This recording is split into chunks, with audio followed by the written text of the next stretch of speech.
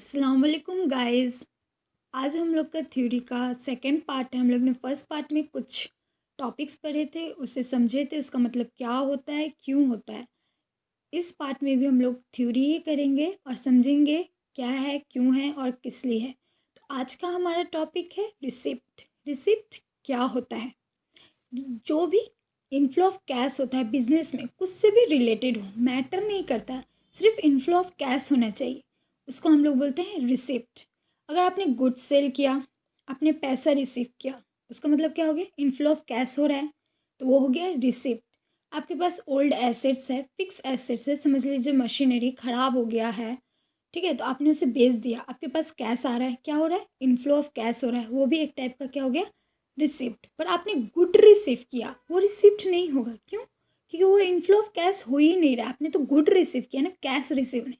जो भी चीज़ कैश से रिलेटेड हो उसको हम लोग बोलते हैं रिसिप्ट। आइए देखते हैं क्या लिखा है। Inflow of cash for any reason may be called receipt. कोई भी रीज़न हो उसको हम लोग क्या बोलते हैं? रिसिप्ट।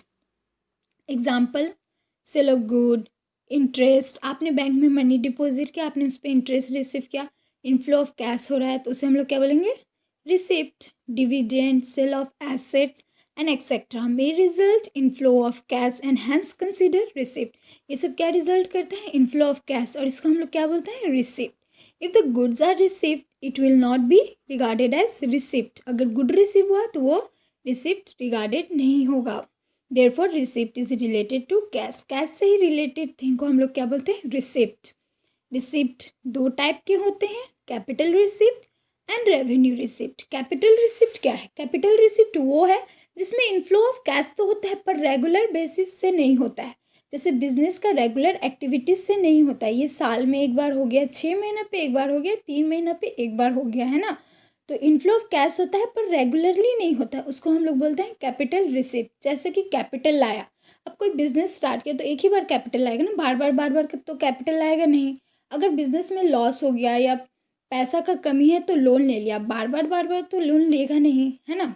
तो ये इनफ्लो ऑफ कैश तो हो रहा है लेकिन रेगुलरली नहीं हो रहा है, साल में 6 महीना पे एक बार हो गया।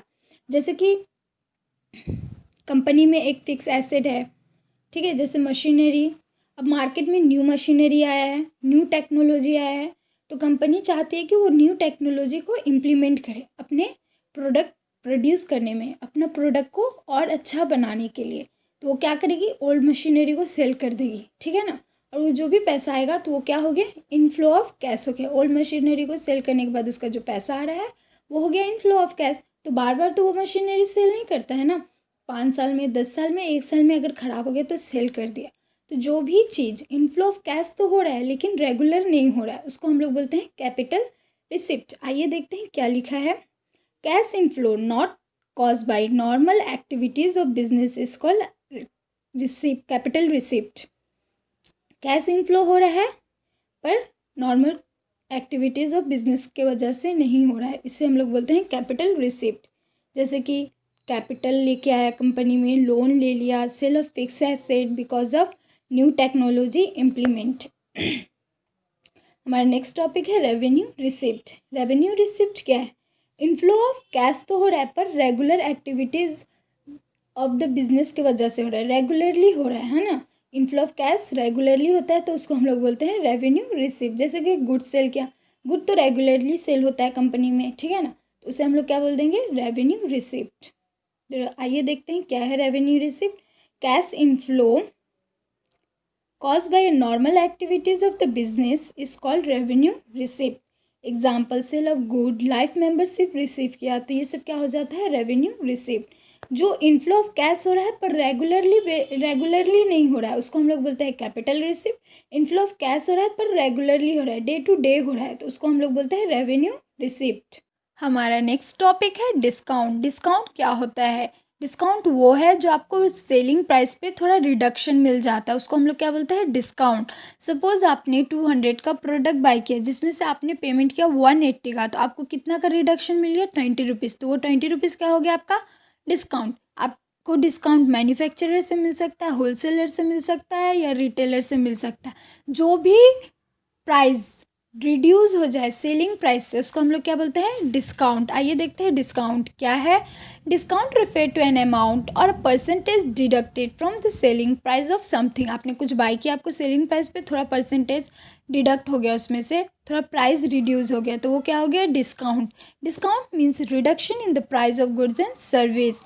Example, you can ask the seller for the discount if the goods is damage. अगर गुड डैमेज है तो आप सेलर से डिस्काउंट ले सकते हैं। डिस्काउंट दो टाइप के होते हैं, एक ट्रेड डिस्काउंट, एक कैश डिस्काउंट। ट्रेड डिस्काउंट क्या है, ट्रेड डिस्काउंट ट्रेड बायर को मिलता है। ट्रेड बायर मतलब जो पर्सन रीसेल करने के लिए प्रोडक्ट खरीदते हैं।